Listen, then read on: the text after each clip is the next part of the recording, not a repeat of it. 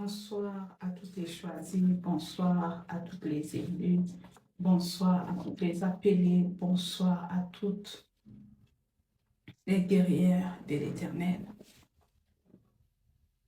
Cette nuit, femme, je viens juste te parler de prendre courage. Dieu a dit à Josué, dans le livre de Josué chapitre 1, au verset 7, que fortifie-toi, prends courage.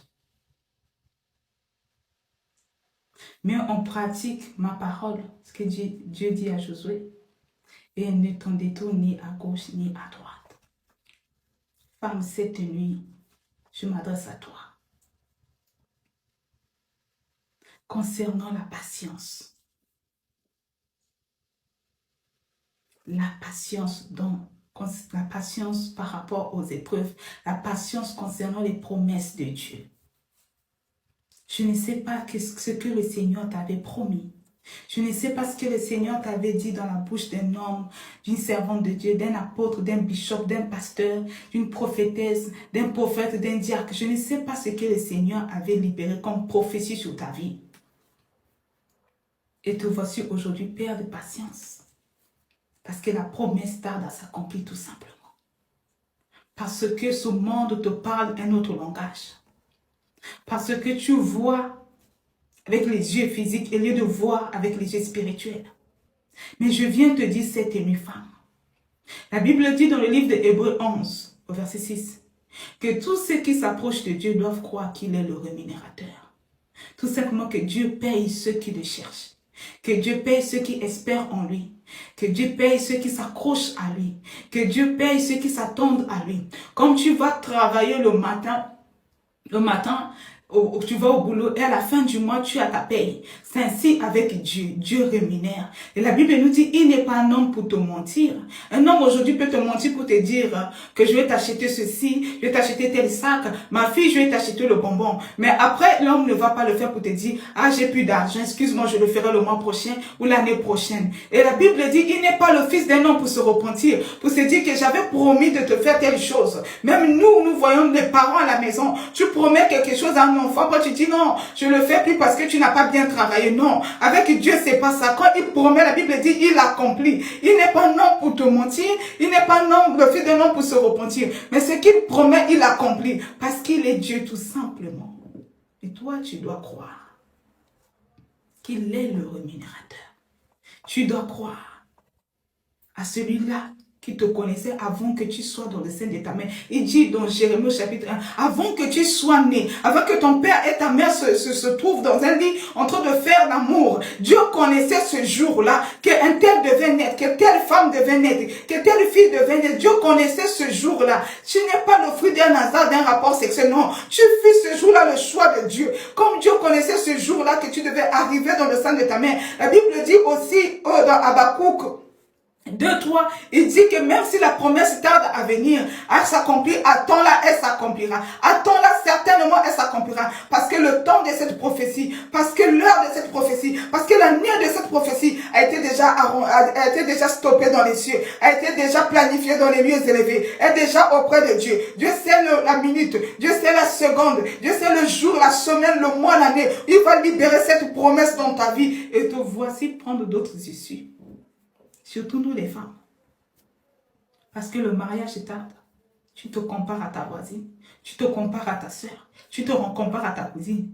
Oui, elle a épousé un homme riche. Oui, elle a épousé un homme qui a l'argent. Moi aussi, il me faut un homme qui a l'argent. Te voici abandonner la promesse de Dieu. Te voici laisser le remarque que Dieu avait libéré sur ta vie. Dieu veut tout simplement que tu t'accroches à cela. Dieu ne veut pas que tu quittes le champ. Il avait dit à Josué, oh Rabaché, Yabasanderebosheke. Il avait dit à Josué, ne t'en écarte ni à gauche ni à droite. Parce que Josué avait un appel. Parce que Josué avait une mission. Ramener Israël à la terre promise après la mort de Moïse. Mais pour arriver là, Dieu connaissait que Josué allait avoir les combats, que Josué allait se retrouver avec des obstacles, que Israël pouvait murmurer pour dire à Josué, depuis que nous avons traversé le Jourdain, nous n'arrivons jamais au pays où coule le lait et le miel, où Dieu nous avait promis. Dieu savait que Josué, en étant jeune, pouvait te décourager, par rapport à ce qu'il entendait, par rapport à ce qu'il voyait au devant de lui. C'est pourquoi Dieu je lui dis, ne t'en écarte pas. Reste sur cette voie, reste sur cette parole que je t'ai dit. Accroche-toi, tu verras ma gloire. Accroche-toi, ce peuple héritera la terre promise.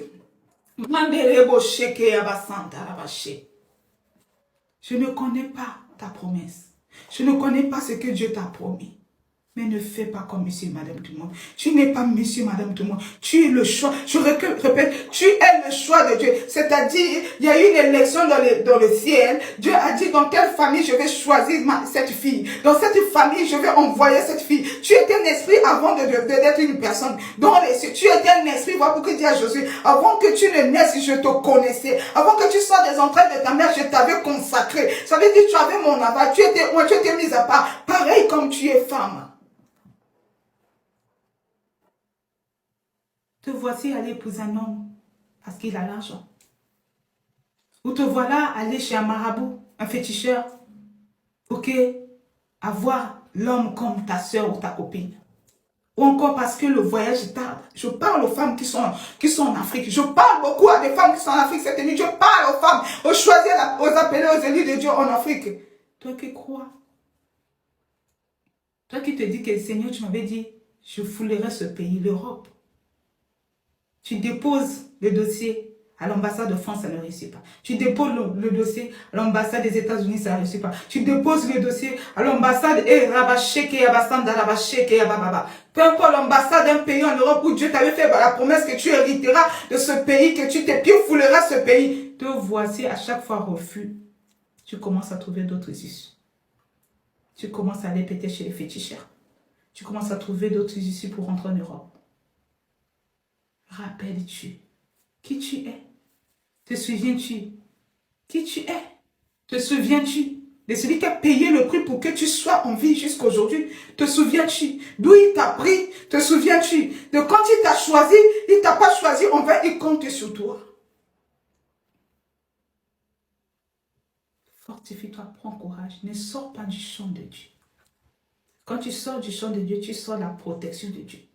Tu sors de la protection, Dieu ne peut plus te protéger. Toi, voici livré au malin, tu deviens l'instrument du malin. Toi, voici passer à côté de la promesse de Dieu. Je parle à une femme cette nuit. Ne passe pas à côté de ton Isaac.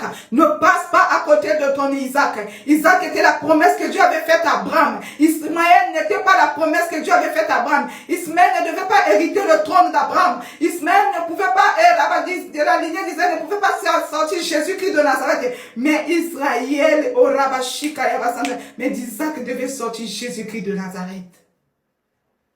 Je ne sais pas quel est ton Isaac. Est-ce que c'est un enfant? C'est un mariage? C'est un voyage? C'est des papiers? Et ça tarde. Te voici désespéré, pas perdre patience. Non. Tu es importante aux yeux de Dieu. Dieu t'appelle prière de mes yeux. Dieu t'appelle choisi. Dieu t'appelle élu. Dieu dit dans Jérémie 29, 11, il a formé des projets de bonheur pour toi. Il sait ce qui est important pour toi. Il sait que pour le moment, si tu libères la bénédiction, il va te perdre. Il sait le pourquoi, c'est pourquoi il te fait patienter. Fais-lui confiance, il n'échoue jamais. Parce que tu témoigneras et tu attireras la foule en toi. La foule viendra chercher quel Dieu tu pries, quel Dieu tu sers, quel Dieu tu t'es accroché à lui, quel Dieu t'a fait voir les miracles, quel Dieu t'a accompli ses promesses dans ta vie. Le monde viendra chercher Jésus en toi. Si tu ne prends pas de raccourci, femme, tout simplement. Ferme tes oreilles à ce que les gens disent. Ferme tes oreilles aux moqueries des hommes. Ferme tes yeux à ce que ce monde te propose. Mais garde tes yeux fixés sur la croix, sur Jésus, l'époux, le fidèle, ami, celui qui n'échoue jamais. Celui qui te connaît mieux que toi-même. Celui qui te connaît mieux que toi-même. Sois béni, accroche-toi, relève-toi. Là où tu commences à pleurer, à perdre l'espoir, relève-toi. Reviens dans le champ de Dieu. Le Père Tout-Puissant t'attend les bras ouverts. Reprends ta marche, sers Dieu. Provoque la bénédiction en servant Dieu. Sers Dieu, c'est en servant Dieu que tu provoques la main de Dieu. Sers Dieu. Dieu compte sur toi parce qu'il a confiance en toi. Tu n'es pas n'importe qui. Tu n'es pas n'importe qui. Tu n'es pas n'importe qui. Alors tu ne peux pas vivre la vie de monsieur, madame, tout le monde. Tu dois vivre une vie digne d'une appelée, de choisie, d'une élue. Sois béni là où tu es dans le monde, dans le nom de Jésus-Christ. Amen.